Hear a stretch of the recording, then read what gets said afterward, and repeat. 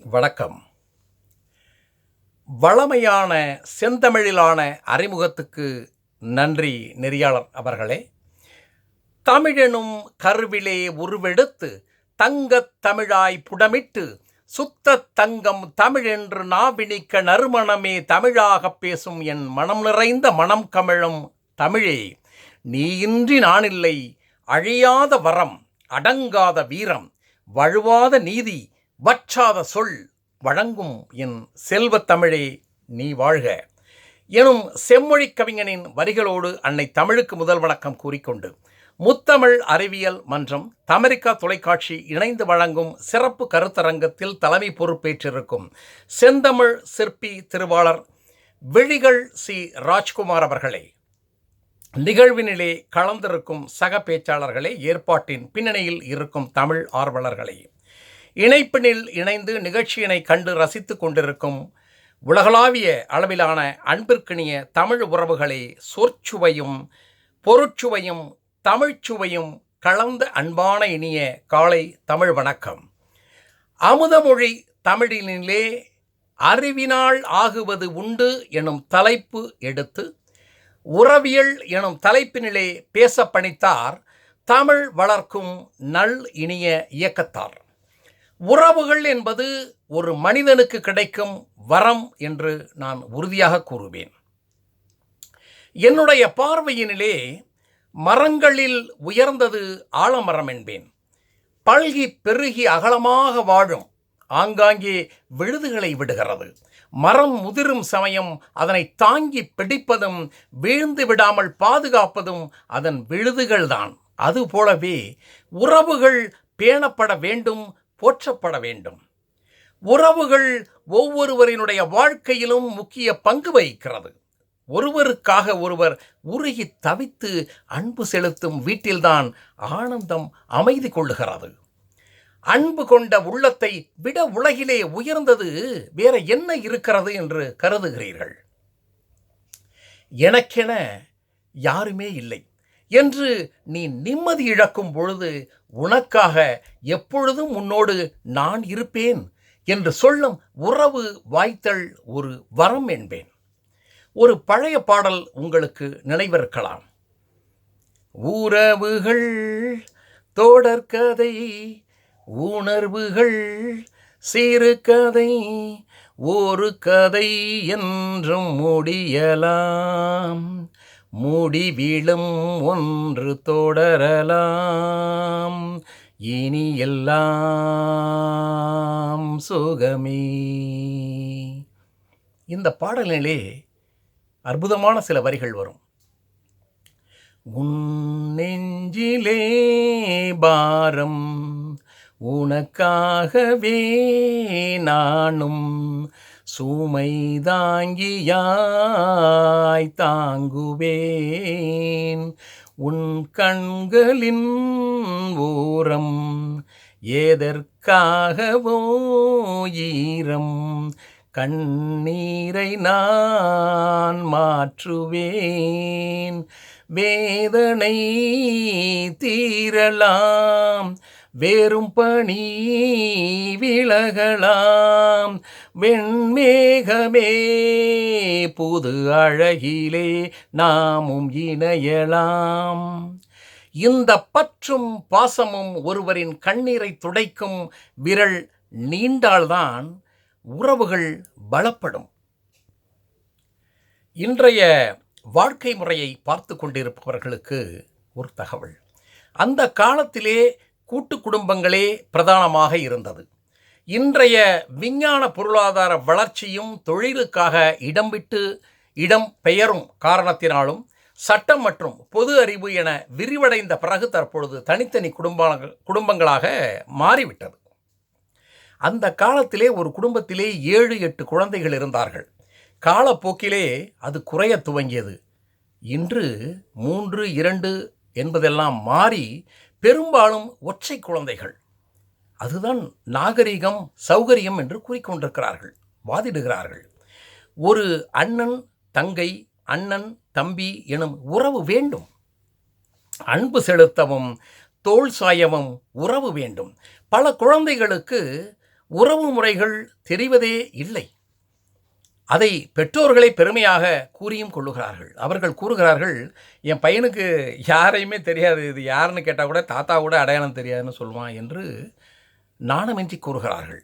முழு ஆண்டு தேர்வுக்கு பிறகு எத்தனை குழந்தைகள் மாமா, தாத்தா, பாட்டி, அத்தை என சொந்த பந்தம் தேடி அவர்களுடைய கிராமங்களுக்கு சென்று கொண்டிருக்கிறார்கள்.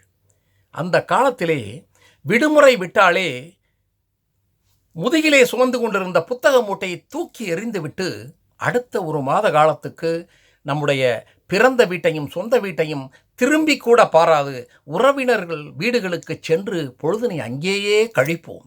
அங்குள்ள வசதிகளுக்கு ஏற்ப, பொருளாதார ஏற்ற தாழ்வுகளுக்கு ஏற்ப நம்மை மாற்றிக்கொள்வோம். என்ன ஆயிற்று? எந்த சூழலுக்கும் நம்மை மாற்றிக்கொள்ளும் மன வலிமையினை பெற்றோம். இன்று வசதிகள் குறைவு, சுகாதாரம் கிடையாது என்றெல்லாம் இருக்கும் ஒரு பிள்ளையை கூட அடைக்கோழியாய் வீட்டிலேயே அடைக்கிறார்கள். சுகஜீவனமே வாழ்வு எனும் மனோபக்குவம்தான் வளர்கிறது. நாளை ஒரு சௌகரிய குறைவையோ தோல்வியையோ ஒரு பிரச்சனையோ சந்திக்கும் மன வலிமை இல்லாது போகிறது அந்த குழந்தைக்கு. சொந்தம் பந்தம் வாழ்வின் சுகந்தம். பாசம், அன்பு, நேசம் அனைத்தும் உறவுகளிடத்தில்தான் இருக்கும் என்பதனை யோசித்து பார்க்க வேண்டும். அந்த காலத்திலே உள்ள ஒரு பழைய பாடல் உங்களுக்கும் தெரிந்திருக்கலாம். முத்துக்கு முத்தாக, சொத்துக்கு சொத்தாக, அண்ணன் தம்பி பிறந்து வந்தோம் கண்ணுக்கு கண்ணாக, அன்பாலே இணைந்து இருந்தோம் ஒன்றுக்குள் ஒன்றாக என்ற அந்த ஒரு பாடலிலே மிக அருமையான சில வரிகள் வரும். ராஜாக்கள் மாளிகையும் காணாத இன்பமடா, நாலுகால் மண்டபம் போல் நாங்கள் கொண்ட சொந்தமடா. அதே போல அடுத்த வரிகளை பாருங்கள். ரோஜாவின் இதழ்களைப் போல் தீராத வாசமடா, நூறாண்டு வாழ வைக்கும் மாறாத பந்தமடா என்று வரிகள் போட்டு மிக அழகான பாடல்கள் பாசத்தை வலியுறுத்தி வந்து கொண்டிருந்தது. கூட்டு குடும்பம் இல்லாவிட்டாலும் பரவாயில்லை, உறவுகளை அறிமுகப்படுத்தி வையுங்கள். குலதெய்வத்தினுடைய வழிபாடு அல்லது பங்காளிகளுடைய திருமணம் என குழந்தைகளையும் அழைத்து சென்று மாமா, அத்தை, பாட்டி, சித்தப்பா என்று உறவுகளோடு கலந்து பேச, விளையாட, உறவாட அனுமதியுங்கள். தொடர்பில் இருங்கள். உறவுகள் வலுப்பெற்றால் குழந்தைகளுக்கு தன்னம்பிக்கை பிறக்கும். எத்தகைய சவால்களையும் சந்திக்கும் துணிவும், பிரச்சனைகளை எதிர்கொள்ளும் தைரியமும் கிடைக்கும். உறவினர்கள் வீடு வரும்பொழுது வீட்டு சொந்தங்களை அறிமுகப்படுத்துங்கள். நிறைய பேரை பார்த்தீர்களே, ஆனால் வீட்டில் இருக்கும் தாத்தா, பாட்டி போன்றவர்களை அறிமுகப்படுத்துவது கிடையாது. வீட்டில் உள்ள விலை உயர்ந்த இந்த ஏர் கண்டிஷனர் இப்போ தான் புதுசாக வாங்கினேன், ரொம்ப நல்லா இருக்குது என்றோ, அல்லது வீட்டிலே புதிதாக வாங்கிய ஃபர்னிச்சர்களை காட்டியோ அவற்றை காட்டி விளம்பரம் செய்து கொண்டிருக்கிறார்கள். சொந்த பந்தங்களோடும் உறவு முறைகளோடும் விட்டு கொடுத்து வாழுங்கள். நான் பிடித்த முயலுக்கு 3 கால்தான் என்று தயவு செய்து வாதாடாதீர்கள். கோபமாய் பேசி வென்றுவிட்டால் உன் கோபம் பெரியது என்று அர்த்தம் கிடையாது. தாங்கிக் கொண்டவர்களினுடைய பொறுமை பெரியது என்பதனை புரிந்து கொள்ளுங்கள். உறவுகள் நிலைக்கவும் இனிக்கவும் தொடரவும் யாரிடமும் இதமாக இனிமையாக பேசுங்கள். தான் என்ற அகந்தை வேண்டவே வேண்டாம். கந்தை துணி கூட வீடு மெழுக உதவும், அகந்தை எதற்கும் உதவாது என்பதனை மனதிலே கொள்ளுங்கள். விட்டு கொடுத்து வாழுங்கள். உங்கள் கருத்திலே விடாப்பிடியாக நிற்க வேண்டாம். பொறுமையை விட மேலான தவமும் இல்லை, திருப்தியை விட மேலான இன்பமும் இல்லை, இரக்கத்தை விட உயர்ந்த அறமும் இல்லை, மன்னித்தலை விட ஆற்றல் மிக்க ஆயுதமும் இல்லை எனும் வாக்குகளை மனதிலே கொள்ளுங்கள். தேவையற்ற பிரச்சனைகளை பேச வேண்டாம், புறம் கூற வேண்டாம், அற்ப விஷயங்களை பெரிதுபடுத்த வேண்டாம். வசதிகளும் வாய்ப்புகளும் பெருக பெருக தேடல்கள் எல்லையற்று நின்று கொண்டே செல்லுகிறது. சிந்தனைகள் மாறுகிறது, தேவைகளுக்கான வாழ்க்கை என்னும் நிலை உருவாகிறது. தன்னலத் தேடல்களும் எந்திர வாழ்க்கையின் வேகமும் மனிதம் காணாமல் போய்விடும் அபாயத்தை உணர்த்துகிறது. ஒரு மரம் தளிர்க்க நல்ல நிலமும் நீரும் தேவை. மனித வாழ்வு சிறக்க, உறவுகள் நிலைக்க, உறவு முறைகளின் அன்பும் அரவணைப்பும் அவசியம் என்பதனை உணருங்கள். ஆனந்தம் இருக்குமிடம் சொந்தம், ஆண்டவன் கொடுத்த உறவு பந்தம், விட்டெறிந்து போனாலும் விலகிடாது நாம், தன்னந்தனி என எண்ணிடாமல் நிழலாய் தொடர்ந்து வரும் சொந்தம். உறவுகள் குடும்பம் எனும் மாளிகை தாங்கி பிடிக்கும் தூண்கள், இணைக்கும் சங்கிலி பிணைப்புகள். ஒரு கண்ணி அருந்து போனால் கூட அவற்றை அணிய இயலாது. குடும்ப வாழ்விலே ஒரு உறவு பிரிந்தாலும் அது மேன்மையாக இருக்காது என்பதனை உணருங்கள். உறவுகளிடம் மனம் விட்டு பேசுங்கள், மனதில் வைத்து புடுங்காதீர்கள்.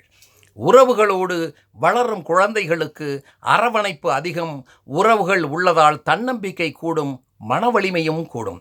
அன்பால் அறிவால் உறவுகளை அணைப்போம்.